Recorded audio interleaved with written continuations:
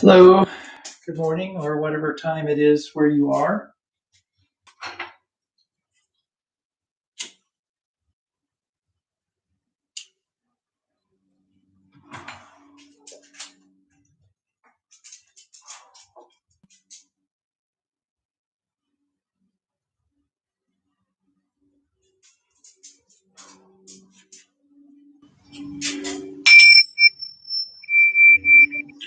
Precepts incense, samadhi incense, wisdom incense, liberation of views incense, cloud of lighted incense, pouring into the Dharma realms, offering to the highest teachers of the 10 directions. I respectfully bow to the incense cloud bodhisattva. I respectfully bow to the incense cloud bodhisattva. I respectfully bow to the incense cloud bodhisattva. I respectfully bow to all directions of space, all realms, past, present, and future, all Buddhas, the honored Dharma, the enlightened Sangha, the permanent three treasures.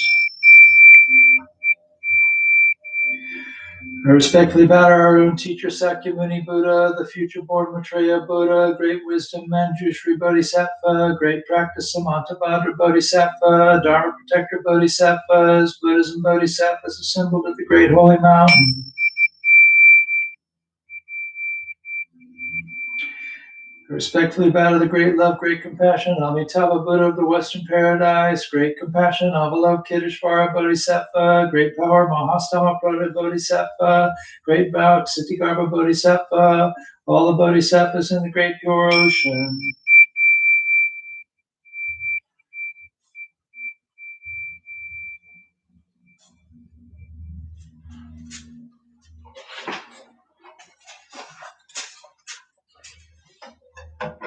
Gonna have to move.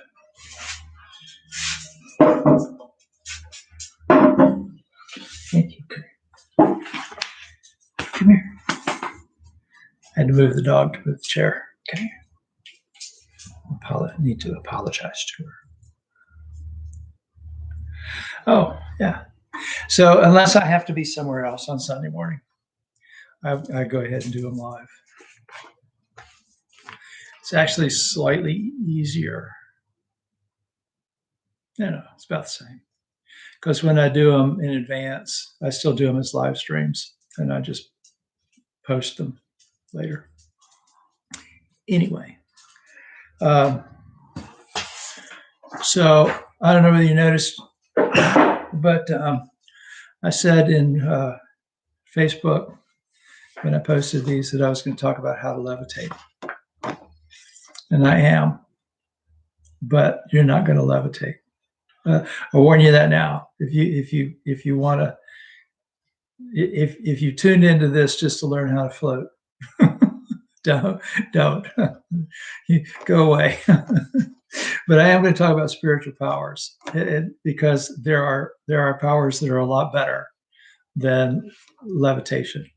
So, all right. So anyway, I'm going to start with a story. This is one of my favorite stories in all of Buddhism, and it's actually one of the Jataka tales. So it probably a good chance that it was an Indian folk tale that just got appropriated. I know, Janet. Next time I see you at White Sands, I'll show you how to levitate. Anyway, and what are the Jataka stories? These are stories about the Buddha's past lives. The Bodhisattva is born a prince, and his father invites priests and seers from all over the place to bless the boy and to suggest a name for him, which was customary. And in fact, this happened when Gautama was born also. And one of the seers predicts that the prince will become a great master of the fighting arts, that he would master 5 different weapons. And so he gives him the name Prince Five Weapons. And so when the prince is old enough, he's sent off to school and masters the use, sure enough, of 5 different weapons of combat. And while traveling around India one day, he walked through a village and started into a forest, but the villagers called out to him and said, "Don't go in there. There's a big monster in there called Sticky Hair, and he kills anyone who tries to pass through the woods." Well, to this prince, that was just as good as an invitation. He wanted to see this monster for himself. And also, these villagers were his subjects. He wanted to stop it terrorizing them. And so he headed off into the woods, and pretty soon, sure enough, he was confronted with this horrible sight. This tree creature as tall as the tallest tree, with a massive head and a gaping mouth filled with jagged brown teeth and two huge yellow tusks. It was covered all over with matted, stinky hair and had blue hands and feet. And when it saw Prince Five Weapons, it roared out and it said, "Wow, you look really tasty. I think I will eat you." Well, the prince was undaunted. He said, "I'm Prince Five Weapons. I've come into this forest specifically to find you and to defeat you so you'll stop terrorizing people." And so he pulls out his bow and starts shooting poison tipped arrows at this monster. And he very soon learned why the monster was called Sticky Hair. His arrows simply hit the hair and stuck into this matted, gooey mess and did no damage at all to the monster. He shot until he completely emptied out his quiver, but the monster just kind of shook, and all the arrows fell out harmlessly onto the ground. So this, of course, the prince was undaunted by this, and so he took his spear and he hurled his spear at Sticky Hair, but same thing, lodged in his hair. Lunged at him with a lance, no effect. Long sword, massive hardwood club, equally ineffective. And so after all of this, the demon grins and bares his teeth and he says, "Are you done? Can I eat you now?" Well, the prince was even more determined than before. He said, "Look, I'm young, I'm strong, I'm a master of the fighting arts. I'll break you into pieces with my bare hands." And so he goes and attacks this giant monster. And he swings a fist, and his hand lodges in the fur. And he swings another fist, and that hand lodges in the fur too. And pretty soon he's stuck hand and feet and against this mass of gross hair. So, but Prince Five Weapons had impressed the demon. Sticky Hair had never seen anyone that fearless. And so he wondered about this. And so he asked him, "Why aren't you afraid of me?" And he kind of plucks him out of his hair, looking at him curiously. The prince thinks about it for a minute. His weapons of war had been useless. The strength of his body wasn't enough to do anything, but he still had the power of his mind, the undimmed light of his conviction, and the tireless strength of his determination. And so perhaps his mind could conquer this monster. And he says, "My greatest weapon is inside me where you can't see it, but it's sharp as a razor and as enduring as a diamond. And if you were foolish enough to try to swallow me, it would destroy you from within." Well, Sticky Hair sees this young man is earnest, means business, and it kind of scares him a little bit. So he decided to let Prince Five Weapons go. And in gratitude, the prince decides he's going to try to help this monster. And he says, "Look, Sticky Hair, you were born a murderous demon because of unwholesome karma from your past. If you continue killing in this way, it'll just lead to more suffering for you in this world and beyond." Well, Sticky Hair had spared the prince, and just deciding not to kill him, that little moment of compassion had kind of awakened something and opened him up to hearing this. And so it made him listen. And the young and Prince Five Weapons started teaching him about the virtues of non-harming. And as he listened, Sticky Hair became transformed from a demon into a friendly little forest deva. Well, the prince had actually learned something from his encounter with Sticky Hair. He had realized that the power of his mind was his greatest weapon. And later on, the Buddha would explain that the mind also has five weapons, and he called them the five spiritual powers. And levitation is not one of them. Right? So I really am kind of a little reluctant to use the term spiritual powers, but that's the way it's translated. That's the way it's talked about, because people hear that and they think I'm going to talk about clairvoyance or astral projection or something like that. And if you look for Ajahn Chah's Dharma talk, I'm not Ajahn Chah, I'm sorry, Ajahn Brahm's Dharma talks on YouTube, you'll find a bunch of them probably. And one of them is one of the first ones I listened to. He was talking about when he first got the monastery set up, and in Australia. He's the abbot of a Thai temple in Australia. That he realized there was a prison down the road, and so he went down the road and talked to the warden there, or whatever they call those in Australia, and he offered to come in and teach meditation to the incarcerated men there. And the warden said, "Well, that would be a great thing, you know." So sure, and they set it up and kind of put the word out that this was going to happen. And so a couple of weeks later, Ajahn Brahm shows up to give his talks on meditation, and they had to put him in like the chow hall, or the biggest facility in the whole compound, because everyone wanted to hear this talk. And so there were hundreds of people there listening to him talk about meditation. And so he talks for a while about what meditation is, and how to do it and that kind of stuff. And then he pauses and he asks for questions. And this guy raises his hand and says, "Is it true that you can learn how to levitate?" And Ajahn Brahm answers that, there are stories about that the Buddha was asked to teach people how to levitate, and he refused to do it. But there are people like there's very famous teachers from the past who supposedly levitated. He said he had never seen anyone levitate. He couldn't levitate, and that it would be a fairly useless thing to learn compared to actual spiritual powers. And so the next week he showed up for his meditation class. There were only 2 people there. He said, "Everybody want to learn how to float out of the prison?" Anyway, so there actually are stories about levitation and that kind of thing. Shantideva gave a famous talk at Nalanda University in the 8th century, and it said that he started levitating, and the higher he got, the louder his voice got, till he was booming down from the heavens and could be heard throughout the world. But the Buddha was actually talking about different kinds of spiritual powers here: faith, wisdom, energy, concentration, and mindfulness. They're usually presented in sort of a different order, but I remember them this way, and I'll explain why as we go along. So if you cultivate those spiritual powers, you won't need to levitate.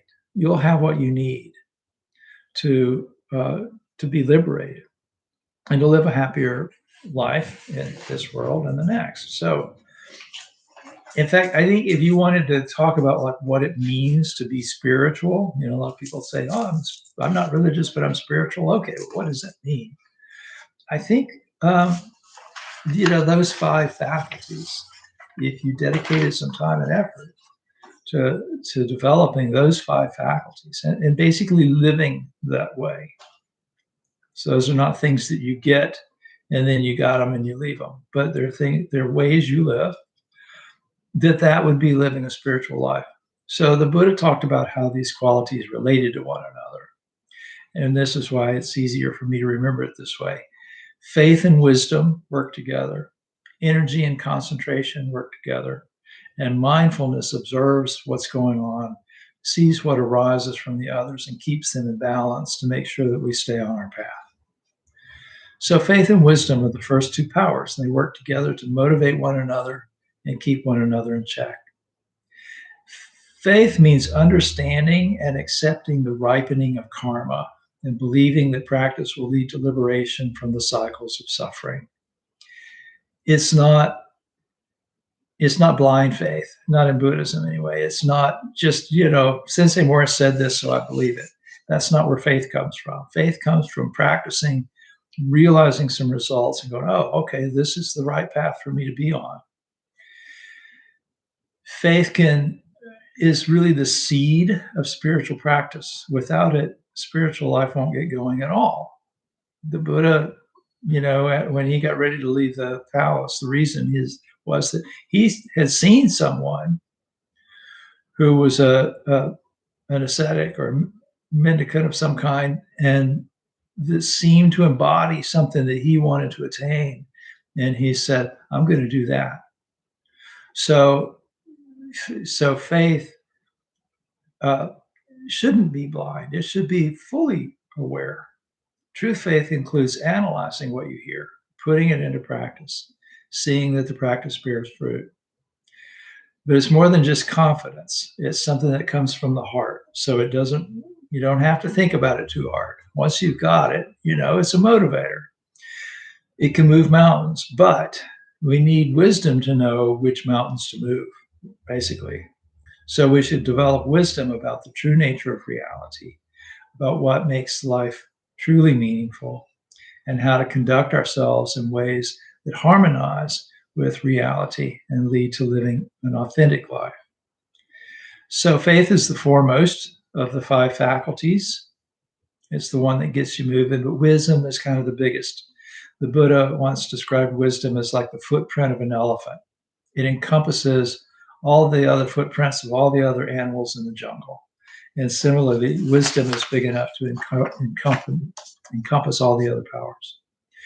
But having a powerful intellect and deep understanding won't lead you to spiritual progress without the emotional power that derives from faith, which manifests in states like compassion and love and gratitude and serenity. Those are products of faith. So the next two are energy and concentration, and they also balance and support one another. You might have faith and wisdom, but if you don't have the energy to do anything with them, then it's not going to do you much good. And we're talking here about mental energy, the kind of energy that leads to determination and commitment. And there's a physical component of that too. But when the Buddha talked about this, he compared the practice, the energy of practice, to being like a man who realizes his turban is on fire. If your hat was on fire, you're not going to just kind of put it out when you get around to it. You're going to work really hard, really quickly to fix that.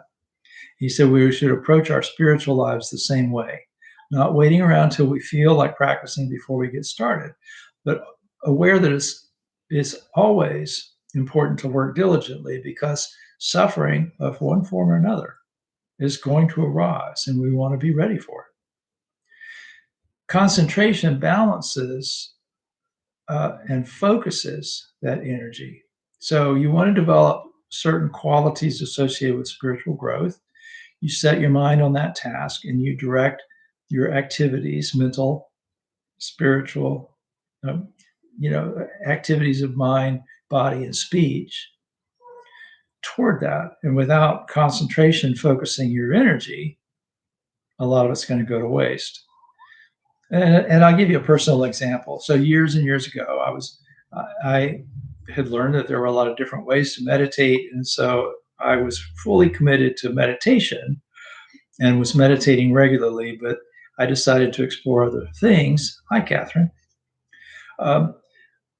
But I wasn't putting much attention on concentration. And so I'd start to sit and I'd start by doing one practice. And then I'd get bored with that or I'd get restless. And so I'd jump to a different practice. And then pretty soon I'd be bored with that one. So, let me try this one over here. And I was never giving my mind a chance to calm down. And after I finally decided to take things one at a time, I started seeing some results. I had a woman come to one of our meetings once, and she was kind of like I was years ago. She had studied a lot of different things. She had read this book and that book, and she'd gone to this retreat and that kind of retreat and all this kind of stuff. And so I was doing a guided meditation. And so I guided basically a breath meditation. And pretty simple, straightforward, like 15 minutes, observing the breath, kind of like I do on Wednesday nights. And so when it was over, I said, "How did that go?" And so this was a group of people that were mostly new to me and to meditation. And, got some comments, got to her. She's like, "Well, I started out doing what you were saying to do. And then I started doing this thing that from the Native American practice. And then I did this thing about the chakras. And then, and she had rattled off like 12 different meditation techniques that she'd done in 15 minutes, none of which had anything to do with what the guidance I was giving her. And so I said, "Well, how do you feel? How did that go?" She said, "Well, my mind never settled down." I said, "Duh. You have to put it down someplace. And that's what concentration is. Set it on something and leave it there and keep bringing it back to that." I'm getting all kinds of weird interference looking stuff. I hope that the stream looks okay on your end. I'm getting a lot of jumping around in the stream. Anyway, so at the end of the meeting, we did like 5 minutes, and I said, "Don't do anything but watch your breath." And I asked her, "How was that?" It's the quietest my mind has ever been. Yeah, because you gave it a quiet place to sit, right? So this is kind of what we need to do. We need to find a direction for our path and let it sit there and just keep it there. And so, but you'll really find the importance of energy and concentration with meditation. If you have a lot of concentration and not much energy, you're going to zone out, drift off, whatever. If you have a lot of energy and don't concentrate, your mind stays restless and jumps around a lot. So you have to balance them. You have to pick if you're super, super tired, you don't want to do the most calming meditation. You want to do something that engages the thinking mind more and that kind of stuff. So I mentioned that wisdom is big enough to hold all the other faculties, but mindfulness is really the thing that binds them all together. And it doesn't need to be balanced by anything. It should always be strong. I could spend retreat after retreat talking about mindfulness and not run out of things to say about it. But to sum it up, it's really the faculty of remembering that prevents your thoughts from floating away. It's not just being in the moment. It's being aware from moment to moment what the mind is doing and remembering what it is that you want the mind to be doing. And so working skillfully with your attention so that the mind ends up doing what you set your mind on. So you remember the goal of developing your spiritual life. You watch to see that you stay on your path. You make adjustments as you need. Gardening is a really good metaphor for spiritual practice. So, we talk about doing meritorious karmas like going to services and things like that as planting seeds that bear spiritual fruit, right? You've heard me say that, I'm sure.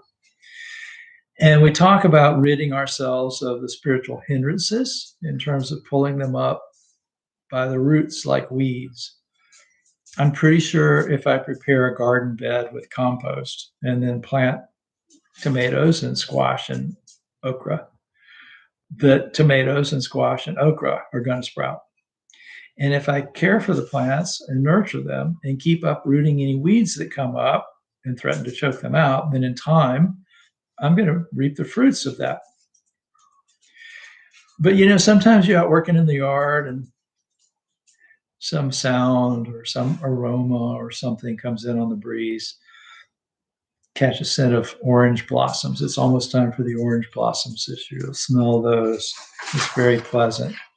Or maybe your neighbor is spreading manure, and that's unpleasant. Or someone's grilling something outside, and suddenly you're hungry or whatever. If you go chasing after those things, then you're not going to get your weeds pulled. You're not going to get your work done. And you won't get the fruit because you'll end up with a garden full of weeds instead of a garden full of okra and tomatoes and whatever, squash or whatever. It's the same with your thoughts. You think of Prince's 5 weapons as a metaphor for the 5 spiritual powers, but sticky hair has 5 weapons also, which are all related to our tendency to cling. Each of his weapons kind of clings to our impulses and can hold us back, hinder our spiritual progress. Desire, animosity, restlessness, listlessness, doubt. So the desire for sensual gratification instead of desiring what you need spiritually. So if you're in the habit of going to lunch on Sunday, and I just mentioned hamburgers, and now you're thinking, I wish you'd shut up. Maybe I'll just come back and listen to the rest of this later. I'm going to go eat lunch.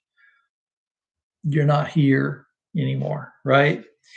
Or you might be reliving some injustice that was done, getting angry about something that happened in the past, or get restless with worry and regret over things that we can't undo or things we can't prevent, or sleepy and bored and let ourselves just zone out. Sometimes we're unsure that we're going to make any spiritual progress or that we're getting anywhere, that our ego get in the way of our progress by convincing ourselves we already know everything. All these things can become hindrances to spiritual progress. And if we don't pull those weeds, Right, the light keeps changing in here because the clouds go behind suns. If we don't pull up the weeds, if we don't prevent these 5 hindrances from taking over, then our minds can keep getting hung up, just like Prince Five weapons kept getting hung up on sticky hair.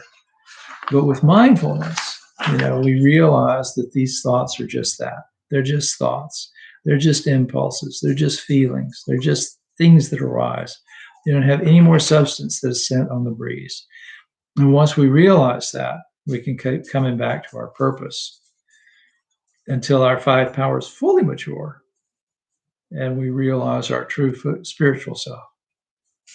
So I'm going to end with a quote from the Dhammapada that relates to this. Guarded in speech, well restrained in mind, do nothing unskillful in body. Purify these 3 courses of action, bring to fruition the noble path. From striving comes wisdom, from not striving, more delusion. Knowing these 2 courses, to development or to decline, conduct yourself so that wisdom will grow. What? Dog is worried about something outside. Sorry about that. So anyway, I hope that this was helpful. Hope it was useful. And it's a beautiful day where I am. If you're anywhere near where I am, you should go outside and do something, work in your yard, garden a little bit. So we'll do the dedication. Buddha nature pervades the whole universe, existing right here now. In offering flowers, candles, and incense, hearing the Dharma and training the mind, great merit is attained. We dedicate this merit to the great Master Shakyamuni Buddha, the all-pervading and everlasting 3 treasures, to the 16 guardians and all protectors of the Dharma and their relations throughout space and time, to all ancestors of this Sangha and all beings in the Dharma world. May penetrating light dispel the darkness of ignorance. Let all karma be resolved and the mind flower bloom in eternal spring. May the Dharma body maintain strength and health, and years of life be lengthened for all teachers of this Sangha. May their vows be fully realized, and may they live in perfect peace with Buddha Dharma. We pray for those suffering from violence and those who grieve for them, for those living in oppression, for all who are imprisoned who should be free, for all refugees from violence, hunger, and catastrophe, man-made or natural. We pray for the health and well-being of those suffering from diseases of body, mind, or spirit, all those working toward the healing of those afflictions, for those suffering from COVID-19, those working to protect and treat them, and for those grieving for those lost to this disease. At this time, we have members of our congregations and loved ones suffering from diseases and other problems. We pray for them, send loving thoughts their way. May they be serene through all their troubles, and may we realize the enlightened way together. All Buddhas throughout space and time, all Bodhisattvas, Mahasattvas, Mahapranya Paramita. So thank you for being here with me on Sunday morning, and I hope you enjoy the rest of your day. And if you're watching later, I hope you had a good Sunday. All right. You're welcome. I will see you again soon.